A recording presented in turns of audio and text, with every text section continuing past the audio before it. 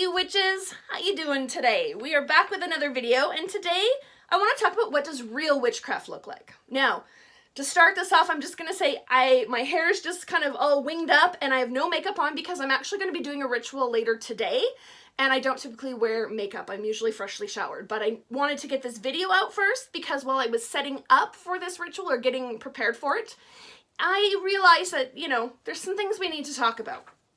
So one of my channel goals is to present really real witchcraft. Like, what does it actually look like?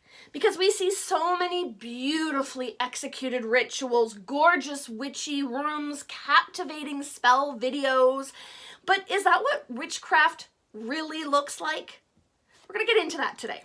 But first, for those of you who are new around here, my name is Taya. Welcome to the channel where we talk about all sorts of things witchcraft. And for those of you who are returning viewers, maybe coming in from another video, welcome back. The support is so appreciated, and all of you, please consider subscribing. It's a really great way to help us build the channel. So, all those beautifully edited social media posts and videos, etc. Is that what witchcraft really looks like? Well, to be fair, yeah, that's what witchcraft looks like for those content creators. But I think for the majority of us, it's not quite so perfect. And I feel like people kind of, they go, oh, I've got my jam down. I'm really good at this. I'm really organized. I'm good at creating that aesthetic. I'm going to put it out there for people to see. Most people don't go, oh, I really suck at creating that. Not so much the aesthetic, but the, you know, my house doesn't look as perfect as that. I don't have that perfect ritual space. I don't have a crazy witchy room. So I'm not going to put it out on social media, right? And I guess I just feel like we're all striving towards this edited, photoshopped perfection, and anything less can feel like a bit of a letdown. So I want to share with you what my witchcraft really looks like. It's messy, it's disorganized, and honestly, it's a little bit embarrassing, but it's really real. And most importantly is that it works for me. And I just want to sort of take you on a tour so you can see that not everybody's witchcraft is this perfectly curated aesthetic. And if yours doesn't meet that standard, you don't have to feel bad. Something I learned in the last kind of year, oddly enough on TikTok, I'll give you her channel, is that mess is not a moral failing. Let that sink in. Mess is not a moral failing. There is not something inherently wrong with you. You are not a bad person if you happen to be messy.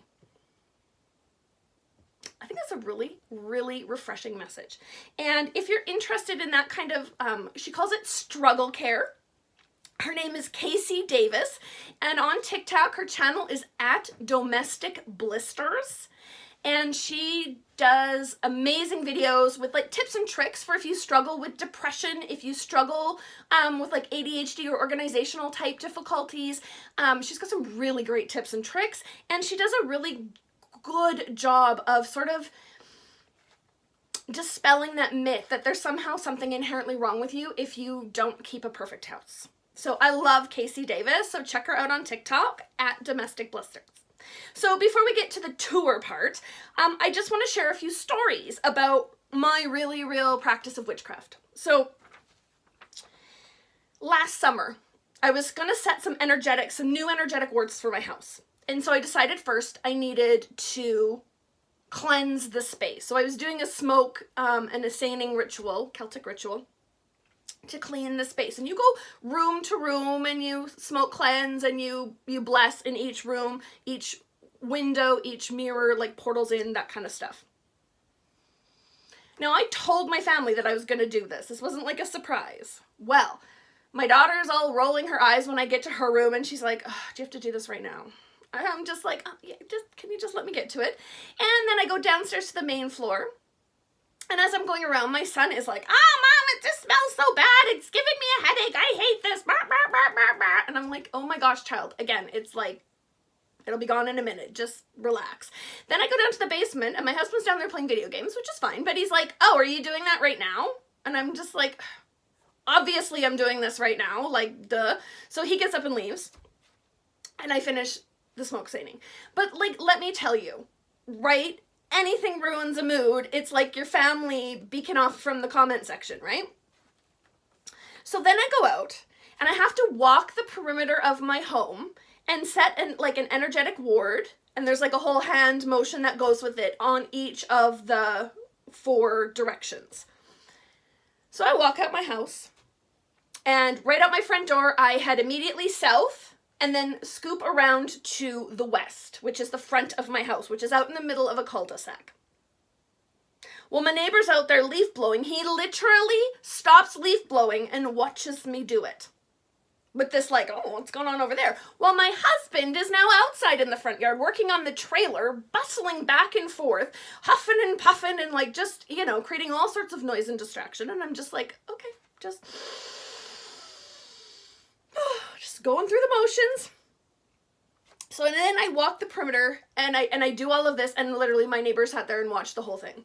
So if anything kills the mood, it's, you know, having an audience, an unexpected audience, if you will. So again, that's just sort of a little bit about what real witchcraft can look like, right? You're gonna have, you know, your family beacon off in the corners. You got the neighbors watching. It's not always this perfect ritual at 3 o'clock in the morning when nobody's around. But the point is that I did it, and I did it to the best of my abilities.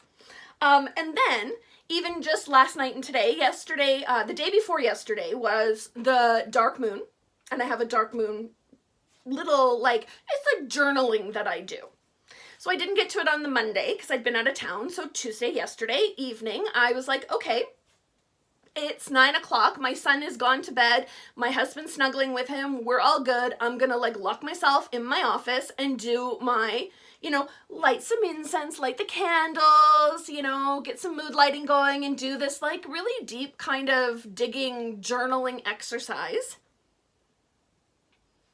It's 4 questions. I'm on question number 2 and I get knock, knock, knock, knock, knock on the door. It's my son. Well, he's got a new schedule at school. They just started semester 2 at school. And could I make the fancy kind of schedule for him like I did in semester 1 that's easier to read than the one that he has from school? And I'm like, really, right now?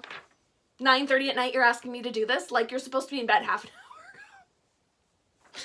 Okay, that's what real witchcraft looks like, right? And then today, as I'm setting up for my ritual, I realized, you know what? Like my space is far from ideal. It's the best I have. It's what I use. I have a space in the basement. I will actually show it to you. I haven't set it up for the ritual yet, but I'll show you. You can see the open space. And you know what? There's toys and Lego and just stuff everywhere, and it's just all off on the side.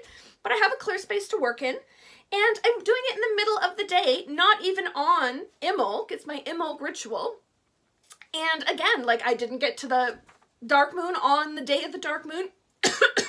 I didn't get to Imbolc on the day of Imbolc. Technically, it would have started Monday night into the day on Tuesday. I'm doing it on Wednesday. I have to start looking at things as seasons, right? So there's 3 days of the dark moon, 3 days of the new moon, 3 days of the full moon, and then we have, right, the season of Imbolc. We have the season of the different Sabbats, because I can't always get to things right on the day that they happen, right? I had a commitment on Tuesday to go to court with a friend, right? I was her, like, support person, right? She's like, I need somebody there to hold my hand while I go to court. I'm like, no problem, I'll come with you. Well, that happens to be February 1st. What am I gonna do, right? And I do my workings during the day because guess what? 9:30 at night, 10 o'clock, I'm done. I can't wait for my family to go to bed and do everything in the evening. I used to try to do that and it doesn't work. I have to do it during the day. So anyways, just to say, like there's a lot of things about my practice that don't meet the perfection standard, but you know what? They're good enough for me. It doesn't have to be perfect. It just has to be done. So now I am actually going to endeavor to turn the camera around and we'll take you on a quick tour of my altar space, my office space, and my ritual space so you can kind of get a feel for what it really looks like. And I want you to remember, mess is not a moral failing. All right, we'll be right back. All right, friends, we're back. Hello. I'm behind the camera now, but this is my altar space, and as you can see, it's very well used. You can see there's little like There's berries out from when I did rowan berries from some charms I was making. My crash down servitor charging thing is still here. You know, I've got out some stuff that I'm going to use later. I've got all my little, all of my burny things over here on the side. It's anything but a, perfectly clean altar. I'll see if I can go a little higher. The window just is going to kind of prevent it from going too high. But you can see there's like lots of stuff up here. I've got all sorts of different oils and all my different cards. And, underneath there's a stash of books and some lancets and a garbage can. It's hardly your, pristine, beautiful altar. And if we slide around here, all right, I'm going to show you guys. This is my actual office area. As you can see, I'm a bit of a pack rat. It is busy, busy space, but it's very highly used. I sit here. This is where I do all my guild work. This is where I do all of my my planning. You can see my planner out there, and all of my schoolwork. So I'm busy, and I don't always have time to like straighten everything up after I'm done everything. So that's what my life looks like. Again, mess is not a moral failing. That's just what life looks like. Somebody uses this space very, very regularly. All right, we're going to pause now, and then I'm going to take you downstairs to check out my ritual space. Hey witches, we're back again in my basement now, and this is my ritual space, if you will. And I mean, hello! It's also the kids' place, and my son is obsessed with Legos. You can see there's like a big table of Lego. This is all Legos, all up on the table here, and this is our Christmas decorations waiting to get put away. But I have a big space, and I mean, it doesn't look huge on the video, but if you actually walk around, you can see I've got quite a large space down around in here where I can like lay my compass and do the work that I need to do. And is it pretty and perfect? No, right? It's the middle of the day in my cluttered up, messy basement. But you know what? I've got the space. You can see actually, you can see when I got up there, there's my, oh, you can't see it. I've been cleansing the space. I was burning some sage in there, cleansing the space, and it'll be ready to go in a couple of hours for my Imbolc ritual. So I guess I just really want to say, you guys, your witchcraft doesn't have to be perfect. It just has to be done. Okay? And go easy on me. I know my space is a bit of a clusterfuck, but that's my life right now, you know? I had life happen and things got caught up, and then the pandemic happened, and, you know, mental health comes first. And my space isn't always perfect, and yours doesn't have to be either. Am I advocating that this is how everybody should be?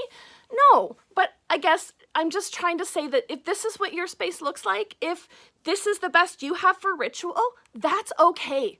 As long as it works for you, you're doing it right. Don't worry about what everybody else is doing, what everybody else's practices look like. So hopefully this will help some of you to just relax a little bit and enjoy your practice, because mess is not a moral failing, and it doesn't have to be perfect. It just has to be done. All right, friends, that's our video for today. We will catch you in the next one. Thanks so much for hanging out. See ya.